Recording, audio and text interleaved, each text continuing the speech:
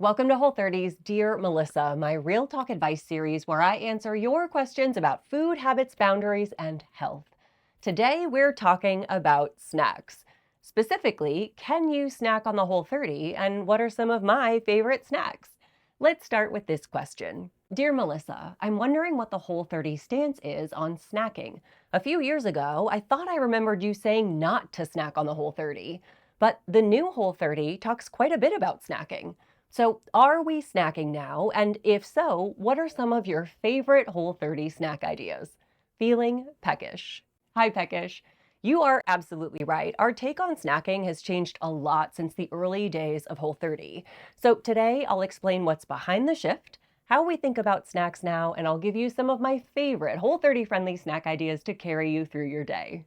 First, a quick intro to Whole30 in case you're new. The Whole30 is a 30-day elimination program designed to help you figure out how specific foods impact your unique body. For 30 days, you'll eliminate food groups that are commonly problematic and see what happens to your energy, sleep, cravings, digestion, mood, focus, skin, and more. At the end of those 30 days, you'll reintroduce those food groups carefully and systematically, one at a time, and compare your experience. The Whole30 can help you figure out the foods that work best for you and the foods that may have been contributing to negative symptoms. For millions of people, it has proven a truly life-changing self-experiment. Okay, back to the snacks.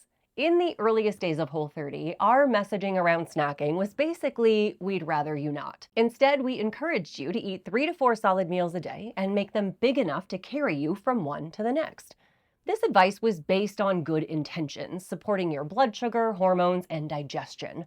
But it didn't account for life. And life is messy. Some of you are working odd hours. Some of you are chasing toddlers around the house. Some of you are doing both and training for a half marathon.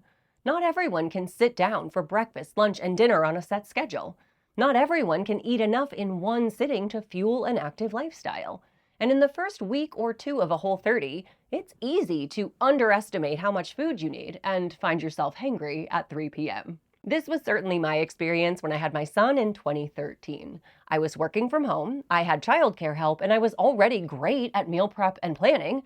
And even with all of those factors, I still couldn't make 3 meals a day happen consistently. I was running around, under-eating, under-fueled, and exhausted.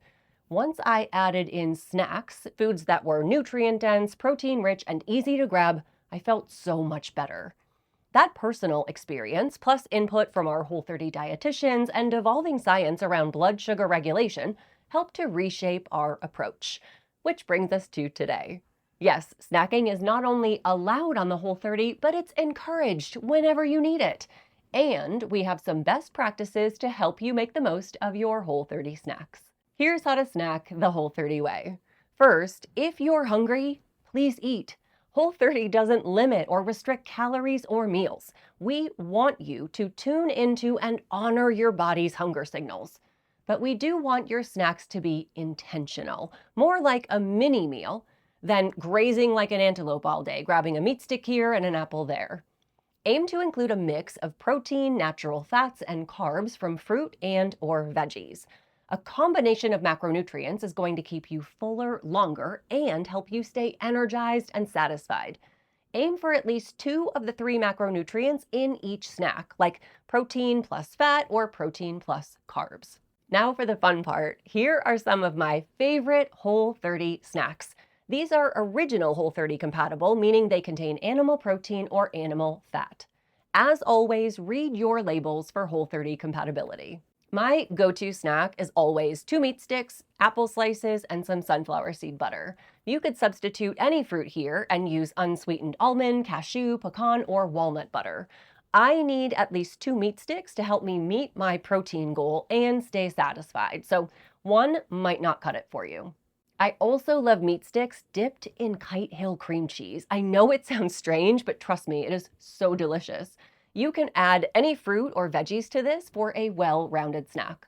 If I'm home or packing my lunch, I'll make compatible deli turkey lettuce wraps with thinly sliced apples, bell peppers, cucumbers, and a Whole30 ranch for dipping. Lately, my favorite snack has been cocktail shrimp and a mix of raw veggies dipped in a compatible chipotle ranch or creamy sesame dressing. Another easy snack is 2 to 3 hard-boiled eggs plus carrots or other raw veggies dipped in guacamole. Hard-boiled eggs on their own are a great snack because they contain both protein and healthy fats. Another example of a snack that already contains all 3 macronutrients, and it's one of my favorite travel snacks, is a compatible RX bar. I also love a Daily Harvest Whole30 smoothie plus pea protein powder. Daily Harvest has a number of Whole30 smoothie options, and adding your own protein powder makes it a complete snack.